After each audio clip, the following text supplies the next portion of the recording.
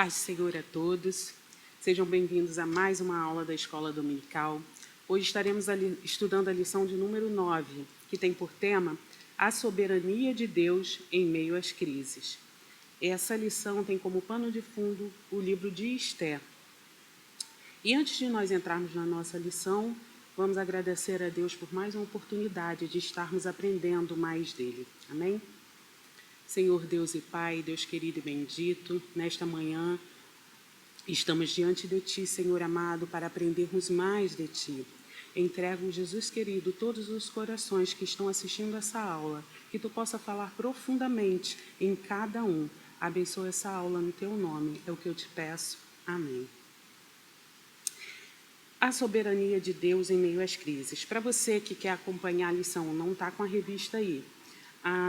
O nosso texto de referência está lá em Esther, capítulo 3, nos versos de 8 a 11. E diz assim: E Amã disse ao rei Assuero: Existe espalhado e dividido entre os povos, em todas as províncias do reino, um povo cujas leis são diferentes das leis de todos os povos e que não cumpre as leis do rei, pelo que não convém ao rei deixá-lo ficar. Se bem parecer ao rei, escreva-se que os matem, e eu porei nas mãos dos que fizerem a obra 10.000 talentos de prata, para que entrem nos tesouros do rei. Então tirou o rei o anel da sua mão e o deu a Amã, filho de Amedata, agagita, adversário dos judeus. E disse o rei a Amã: Essa prata te é dada, como também esse povo, para fazeres dele o que bem parecer aos teus olhos. Toda essa revista a gente vem tratando das crises, o título é Transformando a Adversidade em Vitórias. E em toda a revista a gente pode ver e a gente pode notar a soberania de Deus. Entender a soberania de Deus é encontrar o lugar ideal de descanso para o coração, é encontrar um propósito e uma razão de viver. O que é a soberania de Deus? A soberania se refere ao comando de Deus sobre absolutamente tudo que existe. Ele é soberano na história dos homens e das nações. Ele é soberano sobre as nossas vidas e sobre o rumo da nossa história. Ele é soberano para inclinar o coração de reis e príncipes. Ele é soberano para fazer a sua vontade prevalecer e seus decretos se concretizarem. Ele é soberano para livrar da vitória e abençoar. Deus é soberano sobre tudo e sobre todos. Ele é soberano para fazer o impossível acontecer. Haveria alguma coisa difícil demais para o Senhor? Gênesis 18, 14. Reconhecer a soberania de Deus vai nos colocar acima das circunstâncias, nos capacitar a ser alegres e confiantes, independente de qualquer situação. Se eu creio que o meu Deus é todo-poderoso, se eu conheço o meu Deus, eu sei que Ele pode todas as coisas, que não existe um impossível para Ele, então eu posso descansar, eu posso confiar. Eu preciso conhecer a Deus, eu preciso conhecer o caráter de Deus, eu preciso conhecer as atribuições daquele a quem eu sirvo, porque assim eu posso descansar nele. Somente quem vê a mão de Deus em todas as coisas pode colocar todas as coisas em suas mãos. Posso até não saber o que o amanhã me reserva, mas eu conheço aquele que tem o meu futuro em suas mãos. Esse é o Deus que nós servimos. Ele é soberano, tudo está debaixo do seu controle. Todo o poder e todo o controle está em suas mãos. Não acontece nada sem a sua autorização, sem a sua permissão. Ele é soberano em sua onisciência, ele sabe todas as coisas. Ele sabe os melhores caminhos para mim e ele sabe os melhores caminhos para você. Conhecer a Deus é confiar nele e ter tranquilidade para seguir os planos dele, como a gente vai ver nessa história de hoje, para poder fazer a vontade de Deus sem temer.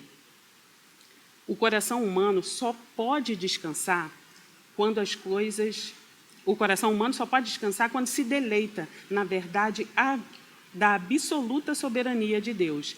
Descansar nessa soberania traz paz ao coração. O texto áureo da nossa revista diz assim, é um versículo que eu amo muito: Tu conservarás em paz aquele cuja mente está firme em ti, porque ele confia em ti. Conhecer a soberania de Deus é desfrutar da paz de Deus, é entrar no descanso de Deus. E o primeiro tópico da nossa lição é: Satanás sempre quer roubar a nossa paz. A paz que Deus nos dá, ela é diferente da que o mundo dá. Jesus disse isso no livro de João. Ele não nos dá como o mundo dá. Em Filipenses 4:7, ele diz que a paz de Deus vai além do entendimento humano. O que é essa paz de Deus? A paz de Deus não é ausência de problema. A paz de Deus é a paz no meio do problema. Tem uma história sobre 2 artistas que foram incumbidos de pintar um quadro que representasse a paz de Deus. O primeiro pintou um lago calmo, bem assim, com fundo de montanhas, um lago bem parado, aquela coisa bem tranquila. O segundo pintou uma cachoeira muito tempestuosa, muito forte, com bastante quantidade de água, aquela água que espuma, com aquela violência que cai, e ao lado uma árvore, em cujo galho que se inclinava para essa cachoeira, um ninho de passarinho com a família de passarinho. Qual dessas 2 figuras representaria melhor a paz de Deus? A segunda. A primeira mostra estagnação. É um lugar tranquilo para você ir, para se recuperar de algo, para você recuperar as suas forças. É uma ausência de qualquer tipo de problema. É uma situação estagnada, onde você pode passar, mas que não deve ficar. Já o segundo, não. O segundo é uma cena bonita, mas muito forte. Mostra a confiança, né? Então, a gente tem que confiar em Deus, a gente tem que ter paz, usufruir da paz de Deus em meio aos problemas. Porque os problemas vêm, a gente vem no mundo. Jesus disse, nesse mundo tereis aflições, mas tem de bom ânimo. Então, nós temos que confiar no nosso Deus, nós temos que conhecê-lo a ponto de descansar, conhecê-lo a ponto de saber que podemos nos abrigar nele e, assim, não perder a nossa paz, a nossa alegria de viver. E aqui na lição, a gente vai tratar sobre essa história que é muito conhecida, de um homem usado pelo inimigo para roubar a paz do povo judeu. O contexto histórico se dá no meio do povo judeu que foi levado cativo para a Babilônia. Foi Nabucodonosor quem tomou Judá e os levou cativo. E eles foram em 3 levas. Principalmente eram os principais do palácio, eram as pessoas que tinham muita influência. As pessoas mais simples ficaram em Judá. E as outras foram levadas em 3 levas. Numa dessas levas foi Quis, bisavô de Mardoqueu, que é um dos personagens principais da nossa história. Mardoqueu era um servo temente a Deus, ele nasceu na Babilônia, ele cresceu lá, mas ele amava Deus. E, em determinado momento, a filha do seu tio fica órfã, o seu tio morre, a família, e ele cria aquela menina chamada Hadassah, conhecida também como Esther. E ele vai criar aquela menina na presença do Senhor. A nossa lição fala sobre que é no lar que se aprende a viver e a construir paz. Com isso, a gente aprende que Mardoqueu soube passar os princípios bíblicos para Esther, ou Hadassah. Algumas versões chamam Mardoqueu de Mordecai, depende da versão da Bíblia que você tem aí. E ele instrui Esther de forma que a gente vê que ela cresce com uma presença que chama atenção. Por onde ela passa, ela recebe o favor das pessoas, por causa do caráter dela, do caráter bem formado. Isso nos mostra que ela cresceu em paz. Uma pessoa que cresce no lar, uma criança criada num lar com tormenta, ela não pode passar paz. Ela não vai ter paz de espírito, ela não vai, como se diz, demonstrar paz por onde ela passa, tocar as pessoas com a paz. E além da Bíblia dizer que ela era muito bonita, ela também era agradável de se estar. Como eu sei disso? Porque ela recebia favor por onde passava. Ela era diferente, ela se destacava no meio dos outros. Aqui na nossa história, a gente vê que Esther estava desfrutando da calma, da vida, da paz dela, quando acontece o problema com a rainha Vasti, e o rei, a rainha é deposta, e o rei é aconselhado a buscar virgens de bela aparência na cidade e montar um harém. E desse harém, e levar para o harém dele, e lá ele escolher uma virgem para ser a nova rainha. E Esther acaba se vendo nessa situação. Ela é levada ao palácio. Eu creio que não era o sonho de Esther ser levada para lá. Eu acredito que uma menina criada nos caminhos do Senhor, ensinada, ela não quer participar, não quer ser membro de um harém, onde ela não vai ter algo que é seu. Ela vai ter riqueza, mas ela não vai ter uma vida. Eu imagino que Esther ansiasse por ter uma família dela. Os pais morreram, ela foi criada pelo primo. Eu acredito que ela tinha desejo de ter a sua família, ter seu esposo, seus filhos. E indo parar no harém com um montão de mulheres, a chance dela nunca mais conseguir constituir uma família era grande. Então, vamos imaginar a situação de Esther. Poxa vida, talvez, se fosse eu ou você, estivéssemos nos lastimando. Perdi meu pai, perdi minha mãe, e agora, meu Deus, vou perder. Não, ela aceitou, por mais que ela pudesse estar triste, ela aceitou, foi até aquele lugar e ela não era amargurada, porque se ela fosse amargurada, ela não seria favorecida pelos eunucos que cuidavam, pelas mulheres que cuidavam dela, que é um dos destaques que a gente vê na Bíblia, na história de Esther. Por onde ela passava, ela era favorecida. Então, Deus estava no controle de tudo. Apesar de temer, não saber o que é que a esperava, ela aceitou o seu destino e acabou sendo grandemente abençoada. Deus está no controle de tudo, mesmo quando parece o fim dos nossos sonhos. Podia parecer o fim dos sonhos dela, que ela estava indo, se sentindo como tivesse ido para o... acabou tudo, por um matadouro, digamos assim, né? Muitas vezes temos um plano em mente na nossa vida, mas algo acontece para interromper os nossos planos. Muitas vezes resistimos e não ficamos felizes com a mudança, mas independente do que façamos, este algo novo pode ser a vontade de Deus para nós. Não podemos imaginar como aquilo pode dar certo, mas Deus tem um plano em mente que é muito melhor do que o nosso. E o que aconteceu com Esther? De todas que foram para aquele palácio, ela foi a escolhida, ela recebeu o favor do rei. A gente vê lá no capítulo 2, versículo 17, que ela foi favorecida pelo rei. E antes de ser favorecida pelo rei, pelas pessoas do palácio, ela foi favorecida por Deus. A autora e pregadora da palavra de Deus também, esqueci o nome dela agora, que eu gosto muito, da Igreja do Amor.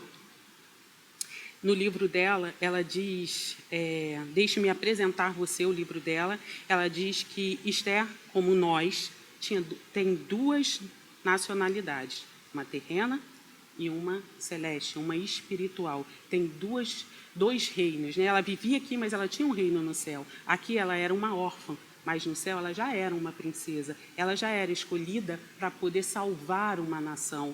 Tudo estava dentro do plano de Deus, ainda que não parecesse. Se você hoje vive na sua vida momentos de amargura, de tristeza, parece que tudo está terminando, tudo está se acabando, confie que Deus é soberano. Entre no descanso dele e desfrute da paz dele, porque ele não desampara um filho seu. Ele não desampara um coração quebrantado que ama ele. Jamais. Deus tem um plano e um propósito para a sua vida. Creia, suporte e espere, porque a sua bênção vai chegar. A gente viu aqui, outro tópico aqui que eu queria destacar, é que Mardoqueu, ele não se curvava a Amã. Foi aí que começou a confusão toda. É interessante a gente lembrar que Mardoqueu era um benjamita. Ele era descendente de Jacó, como todo judeu, né? Ele era descendente de Jacó. E Amã era um agagita, descendente dos amalequitas, descendente de Esaú. Então, a gente vê aqui um conflito novamente da geração de Jacó versus a geração de Esaú. Israel versus Amalequita. O povo amalequita era um inimigo antigo do povo de Israel. E provavelmente, por este motivo, Mardoqueu não se inclinava, não se curvava, porque era como ele reverenciasse um grande inimigo do povo de Deus. E não reverenciar um inimigo do povo de Deus pode trazer consequências, mas Deus está no controle, sempre no controle. E a gente vai ver isso na história. Muitas das vezes a gente recebe propostas que desagradam totalmente a Deus, vindas realmente do inimigo, para nos fazer desviar do nosso caminho. Mas assim como Mardoqueu não se curvou diante do inimigo do povo de Deus, você também não deve se curvar, não deve aceitar, não deve se dobrar diante daqueles que são contra, que intentam contra o povo de Deus. Vigie, não importa a consequência. Mantenha a sua fé firme, que Deus vai te dar a vitória. Você será honrado. O plano de Amã.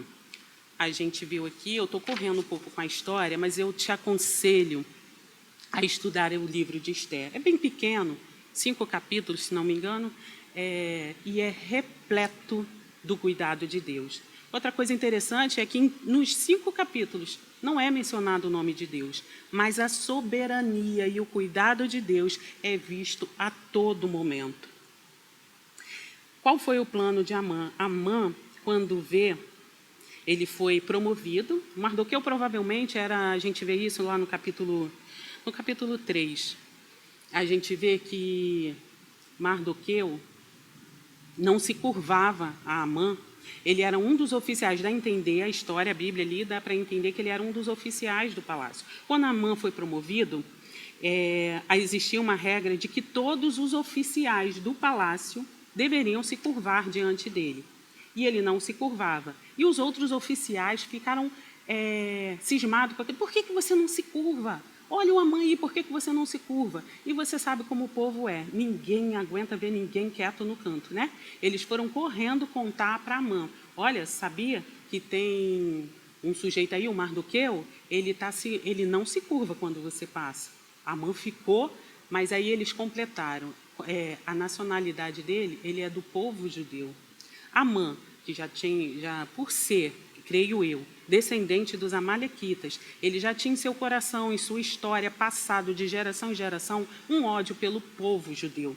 E ele poderia ter dito ali no momento, mandem matar, era uma lei, mandem prender, era uma lei se curvar. Os oficiais deveriam se curvar. Ele poderia ter julgado Mardoqueu, mas não, ele não quis só Mardoqueu, ele quis todo o povo judeu. E o inimigo é assim, ele não está satisfeito em destruir só a sua vida. Muitas das vezes ele quer atacar a sua família, a sua casa, porque a sua presença incomoda o inferno, o seu brilho incomoda o inferno. Nós já falamos sobre isso aqui. E ele não fica contente, ele vai atrás de quem está impedindo os planos dele, de quem agrada a Deus, porque ele tem inveja do povo de Deus. E o inimigo colocou no coração de Amã esse desejo de destruir o povo. E ele foi ao rei e fez uma fofoca para o rei, ele inventou uma história para o rei, ele disse, esse povo não te obedece não. É o texto que a gente leu no início, né? Esse povo não te obedece, esse povo está espalhado por aí, eles são muito, é melhor acabar com eles de uma vez. Você faz o seguinte, vamos fazer um decreto para acabar com esse povo e eu vou colocar do meu bolso dinheiro para recompensar, para ajudar, para poder abastecer os homens que quiserem fazer isso. Então, ele estava se colocando à disposição, ele queria estar envolvido com a matança do povo judeu. E Mardoqueu, quando soube disso, ele se vestiu de saco, foi para a porta do palácio e ele não podia entrar por causa do modo como ele estava vestido, ele se lamentava e gritava. E Esther foi procurar ele para saber o que estava acontecendo. E ele contou o problema para Esther e pediu que Esther intervisse com o rei. Mas Esther disse, eu não posso, como? Como eu vou fazer isso? O rei não me chama, e se eu entrar sem ser chamada, eu posso ser condenada à morte. E aí tem de todos os versículos do livro de Esther, o versículo que eu mais gosto, que diz assim, Mardoqueu chama a atenção de Esther, chama a atenção não como um pai, que era um pai adotivo, um responsável por ela, legal, mas ele chama a atenção dela como mulher de Deus, como um pastor, como um homem de Deus se dirigindo a uma mulher de Deus. E ele diz, porque se de todo te calares neste tempo, socorro e livramento de outra parte virá para os judeus, mas tu e a casa do teu pai perecereis. E quem sabe se para teu tempo como este chegaste a este reino. Essa palavra ela é maravilhosa, ela é linda, porque às vezes a gente não compreende, porque você entra num período de bonança, você é promovido, você é abençoado e aí você descansa. Ou você está passando por um momento de luta e diz, por que eu estou aqui? Né? Quando você está num momento bom, você descansa, não vai questionar. Mas você precisa entender que se você foi abençoado, provavelmente Deus tem um plano para a sua vida, Ele não faz nada por acaso. Quando Ele abençoa alguém, é para que ela possa trabalhar melhor. Então, talvez você tenha recebido uma promoção, você tenha estado na sua família numa condição que você sempre esperou, que você sempre desejou, mas talvez vai chegar o momento de você se posicionar diante de Deus e talvez tenha que abalar essa estrutura que você conseguiu, depois de tanto sacrifício, alcançar. No caso de Esther, ela passou por muita coisa, ela era órfã, aí depois ela foi para um harém sem saber se seria escolhida ou não, e aí ela foi escolhida. Ela tinha tudo de bom, vivia muito bem no palácio, era a rainha, mas ela podia perder tudo, inclusive a própria vida. Talvez você tenha que abrir mão do que você recebeu ou botar em risco por amor a Deus. Não tenha medo de fazer isso. O que Deus te deu é seu, Ele não vai tirar. E se for necessário, Ele dará em dobro mais tarde. Mas não se atenha de fazer a obra de Deus. Talvez a posição que você esteja na sua vida hoje seja plano de Deus para a obra dEle. Não se recuse a fazer o trabalho de Deus com medo de perder o que você tem. Ou talvez você esteja numa situação ruim, tão difícil, e esteja se perguntando, por que eu estou aqui? Oh, meu Deus, por que isso aconteceu comigo? Calma, descansa, confia. Talvez essa situação que você está passando hoje, talvez não, com certeza, é plano de Deus. E talvez seja para abençoar outra pessoa, para você aprender com a situação e mais tarde poder ajudar outras pessoas. Mais uma vez, nessa passagem, a gente vê que Deus não faz nada por acaso, tudo tem um plano, Ele é onisciente e é soberano em tudo que Ele faz. Muitas pessoas desperdiçam a vida inteira sem saber qual é o seu propósito. Talvez porque tentam escolher o seu próprio destino. Em vez de seguir a direção do Espírito Santo, seguir a Deus, de seguir a direção do Espírito Santo, de seguir a Deus, se sentem desconfortável. Seguir a Deus requer sacrifício. A gente vê isso em toda a vida de homens e mulheres de Deus na Bíblia. Seguir a Deus requer sacrifício, requer renúncia. A disposição de ficar desconfortável, muitas das vezes, nos apavora. Eu não quero sair do meu conforto. E aí a gente perde, a gente deixa de viver o plano de Deus para nós. Esther chegou ao ponto de estar disposta a colocar de lado todos os seus próprios planos e ideias. Ela se dispôs até a morrer, se necessário, para obedecer a Deus. E depois daquilo dali, quando Mardoqueu dá essa palavra para ela, você não está aí à toa não, tem um propósito, você não é rainha à toa, ela vai, ela pede que jejuem, todos conhecem a história, né? E ela se apresenta ao rei.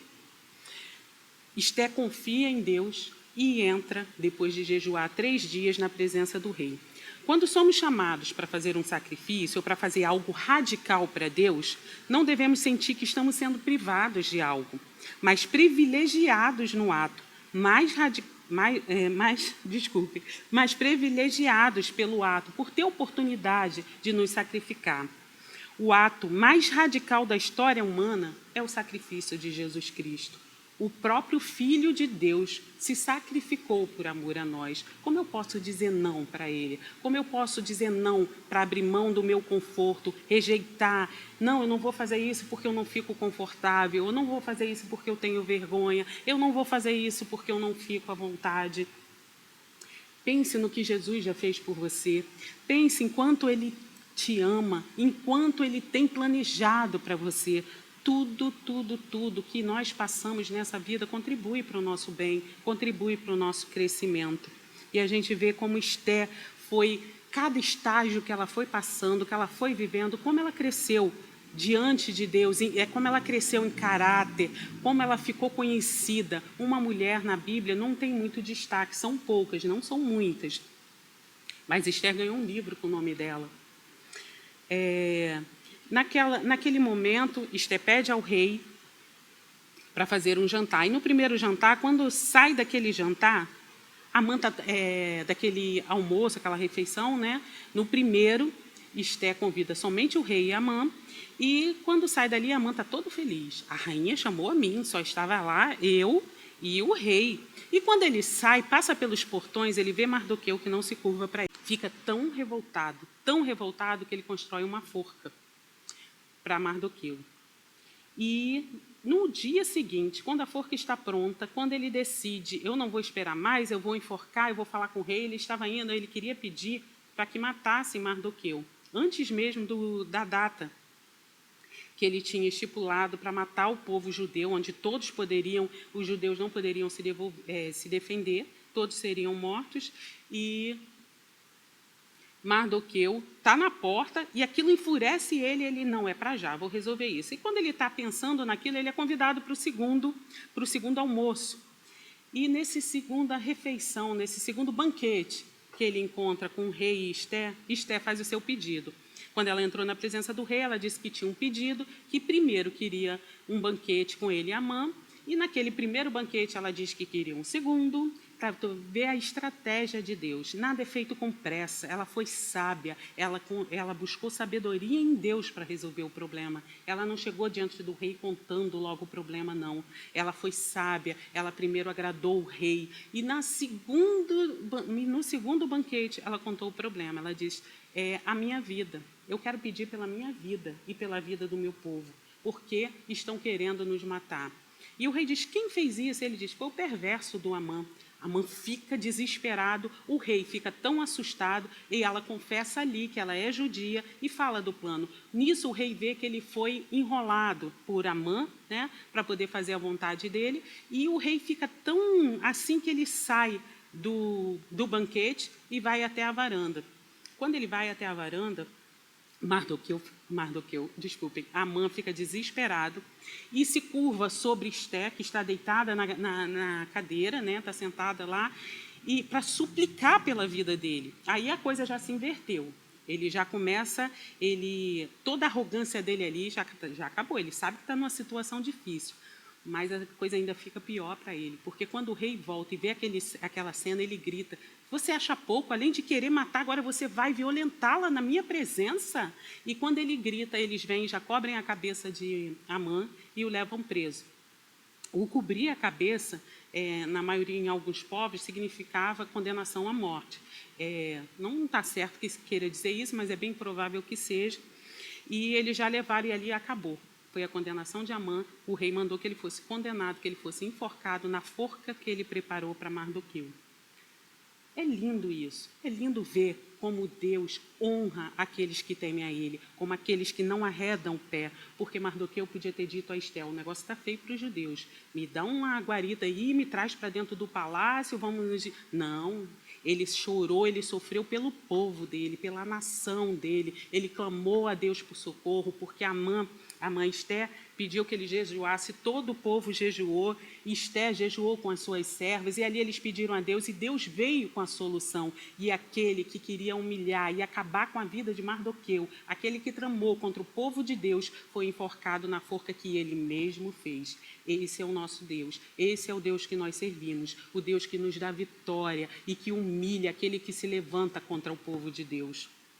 Quero destacar aqui que Deus humilha nossos inimigos não por nossa vontade, não por nosso querer.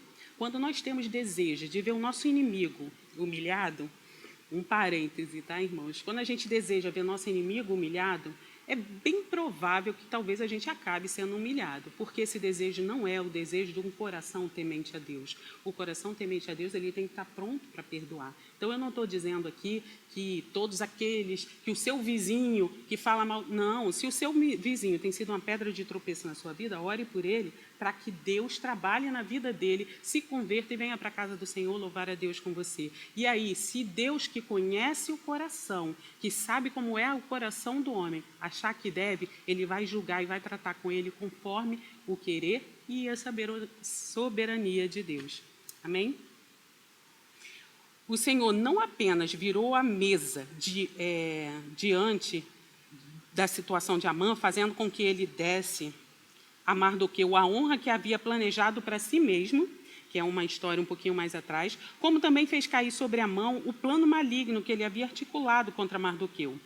Quando Amã foi ao jantar que a rainha Esté ofereceu ao rei, ela revelou o plano maligno de Amã, e Deus fez com que Amã fosse pendurado na mesma forca que ele havia construído para Mardoqueu. Quando confiamos em Deus, o mal que foi planejado contra nós será arruinado e Deus nos dará a vitória final.